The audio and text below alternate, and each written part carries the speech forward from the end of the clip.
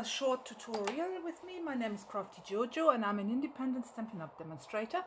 And yesterday I posted the tutorial on how to make these shadow boxes as a gift wrap, and somebody posted that it wouldn't fit a CD, unfortunately. So I figured out how to I'm going to explain to you today how you can easily wrap a CD or any other object of any size with this technique. So this is actually the CD wrap I created. It has the same sleeve, and as you can see, CD fits perfectly in, and I have a little eject mechanism.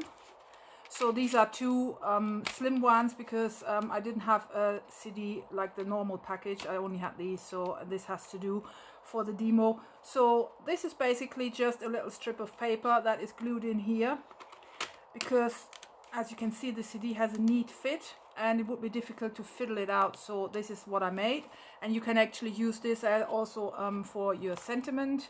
And this is your CD wrapped up in this type of box, and I'm going to explain to you how you're going to establish this. So let me just give you the measurements for those who can't figure it out themselves for whatever reason.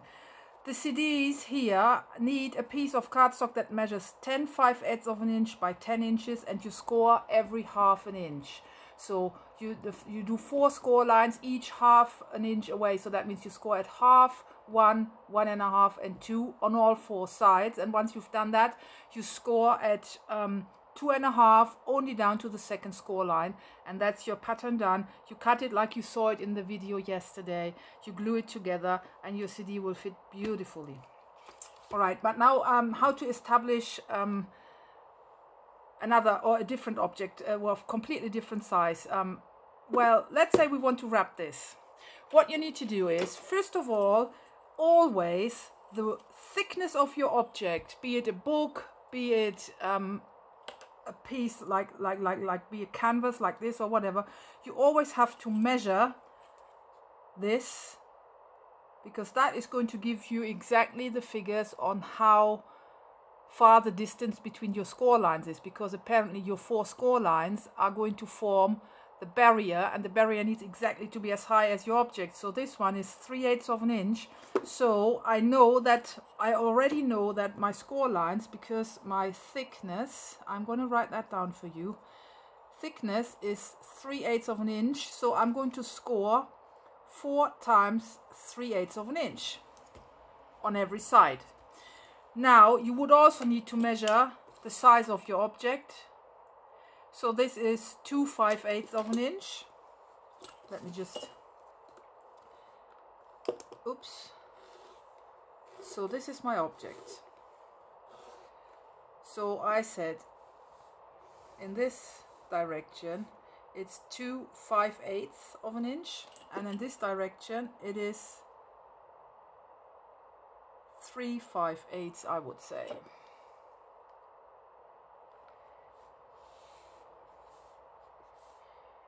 Three 5/8 of an inch. So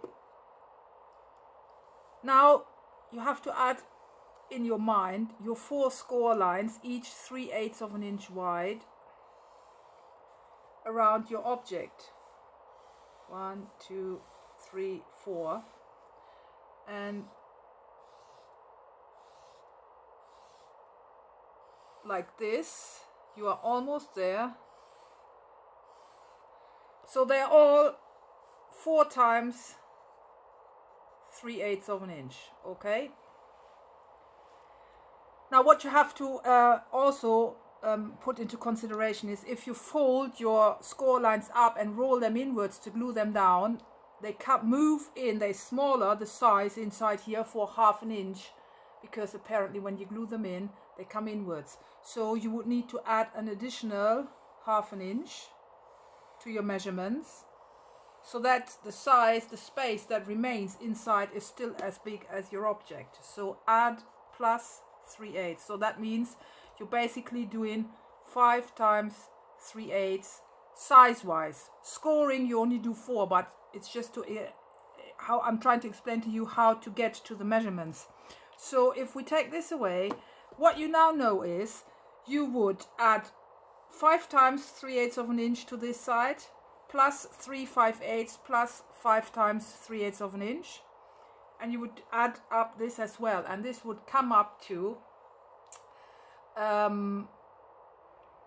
what did I figure out here? This would come up to altogether 7 3/8 of an inch by 6.5 inches. I would need my paper to cut my paper to 7 3/8 by 6.5 to wrap this object in this shadow box style.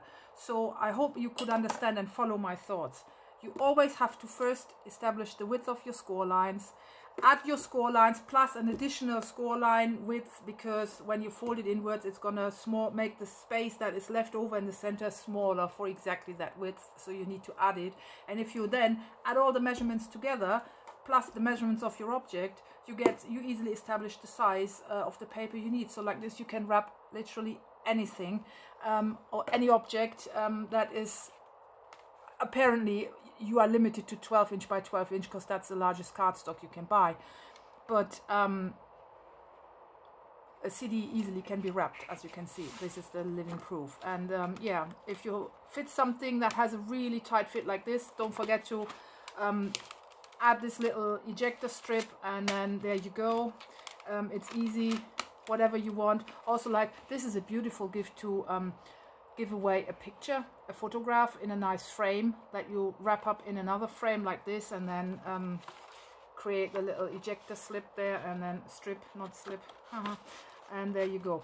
Well, I hope this wasn't too confusing for you and you could follow me. I won't have time today to post much more because I'm actually going out this afternoon. I'm invited around my friends for lunch, and I have to go because she's really ill, and she's got cancer. She knows now that she doesn't have too much time, so we're trying to spend as much excuse me, quality time together as possible. So I won't be crafting today because I need to do some more important work. Need to meet my friend and give her a good time.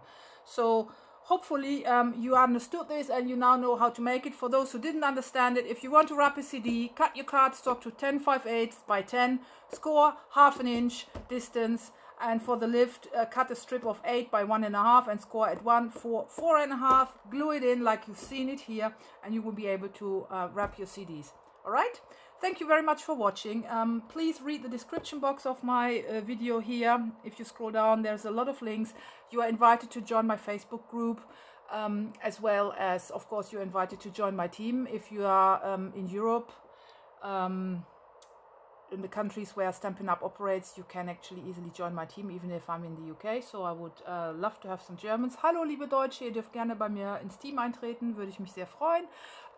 Das gleiche gilt für die Holländer und natürlich auch für die Franzosen und Belgier. So now I'm lost with the languages. Actually, I can't say everything in every language now because that's going to be too long. Anyway, all I wanted to say is please join my group, please join my team if you haven't done so yet. I'm really looking forward to meeting all of you, and please, if you have created a wrap, please let me see it. I'm really keen on seeing what you make with it because I'm trying to inspire people and I love to see what you make out of it. So if you join my group, you can easily post your work there, and I would love to get in dialogue with you. All right, thank you very much. Have a nice weekend.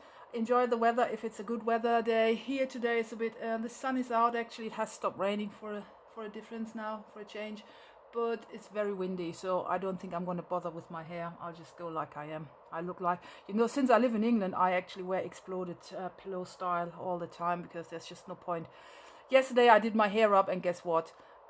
Just from the front door to my car, because it was chucking it down, I was so soaked that, again, I look like an exploded pillow.